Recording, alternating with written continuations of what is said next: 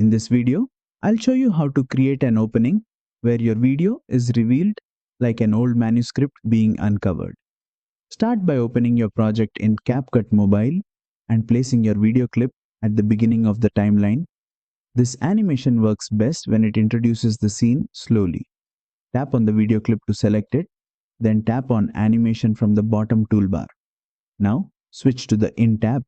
This section controls how the clip enters the screen. Scroll through the animations until you find Ancient Manuscript, then apply it. Once applied, the video appears with an old paper style reveal that feels slow and cinematic. Use the duration slider to control how fast or slow the manuscript opens. A longer duration feels more dramatic, while a shorter duration feels quicker and cleaner. Preview the animation and adjust the timing so it matches the tone of your content. And that's it. You've successfully added an ancient manuscript reveal animation in CapCut Mobile.